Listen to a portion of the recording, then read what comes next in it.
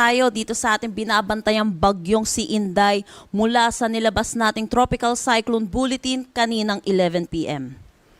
Nasa labas pa rin naman po ng ating Philippine Area of Responsibility itong bagyong si Inday, pero kinailangan na po natin maglabas ng Tropical Cyclone Bulletin dahil inaasahan po natin ay meron na po tayong malalakas na bugso ng hangin na mararanasan within the next 36 hours sa ilang bahagi po ng Cagayan Province. Naglabas po tayo ng Tropical Cyclone Bulletin para makapaghanda na rin po ang ating mga kababayan hinggil sa hangin pati na rin sa ulan na dala rin naman po ng ating bagyo at southwest monsoon sa mga susunod na araw.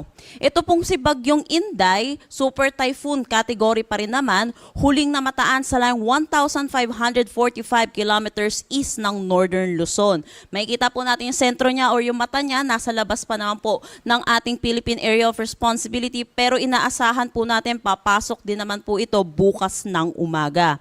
Ito po yung lakas niya ng hangin, 185 kilometers per hour at pagbugso na umaabot ng 230 kilometers per hour. Ito'y kumikilos westward sa bilis na 30 kilometers per hour. Malawak po itong bagyo po natin kaya naglabas na po tayo ng ating Tropical Cyclone Bulletin. Samantala, dahil dito sa bagyo, meron tayong enhancement ng southwest monsoon lalo na sa mga susunod na araw at itong southwest monsoon ay inaasahan po natin magdadala ng mga kalat-kalat na pag-ulan sa ilang bahagi ng Mindanao. Yung naranasan po natin mga pag-ulan dito sa Metro Manila kanina at mga karatig lugar po natin ay localized thunderstorm lamang po ito at hindi ito direktang epekto ng bagyo or ng southwest monsoon.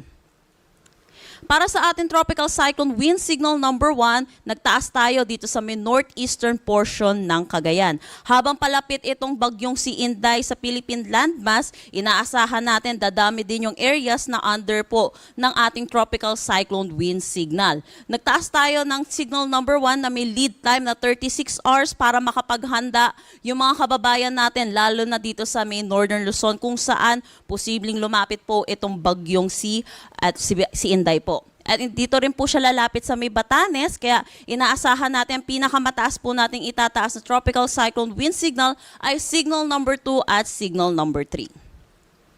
Para naman sa ating forecast track dito sa bagyong si Inday, papasok nga po ito ng ating Philippine Area of Responsibility bukas po ng madaling araw. At inaasahan natin, sandali lang naman siya magiging isang ganap na super typhoon dito sa loob ng ating Philippine Area of Responsibility at magda-downgrade din siya bilang isang typhoon category sa mga susunod na araw. At lalabas ito by Friday po.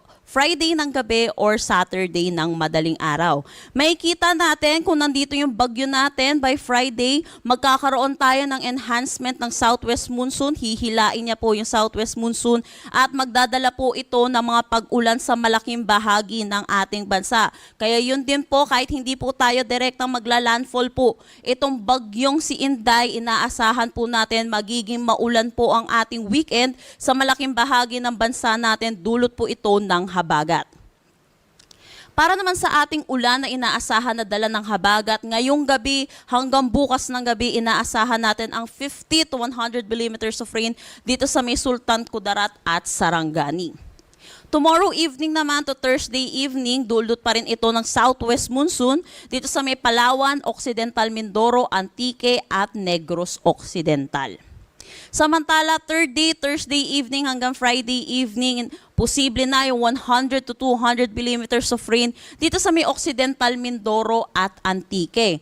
Dulot po pa rin ito ng southwest monsoon. Dito naman sa may Palawan, Iloilo, Guimaras, Negros Occidental, Negros Oriental, Lanao del Norte, Lanao del Sur, Zambales, Bataan, kasama ang Metro Manila, Cavite at Batangas, inaasahan naman po natin ang 50 to 100 millimeters of rain. Ito pong volume ng pag-ulan po ito, posible po yung mga pagbaha at mga pagguho ng lupa. Kaya ugaliin po natin tumutok sa updates na nilalabas ng Pag-asa at makinig po tayo sa ating mga local government unit. Dito naman po sa Batanes ay dulot naman po ito ng bagyong si Inday. Para naman sa hangin na dala netong enhanced na southwest monsoon at yung paligid netong bagyong si Inday, inaasahan po natin kahit hindi po direktang tatama itong si Inday sa kalupaan po natin, meron po rin tayong malalakas na hangin na mararanasan. Ngayong araw, most of Mindanao makakaranas ng malalakas na hangin, dulot ito ng southwest monsoon or habagat.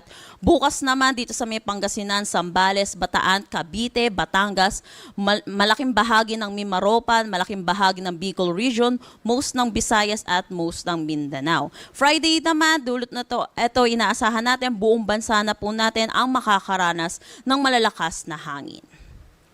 Wala pa po tayong nakataas na anumang gale warning sa anumang seaboards ng ating bansa, pero inaasahan po natin bukas na madaling araw, posible na tayong magtaas ng gale warning sa ilang bahagi ng Southern Luzon pati na rin ng Eastern Visayas. So pinapaalalahanan po natin mga kababayan po natin mangingisda at may mga sasakyan malit pandagat ay mag-ingat po tayo at ipagpaliban na rin po natin ang pagpalaot.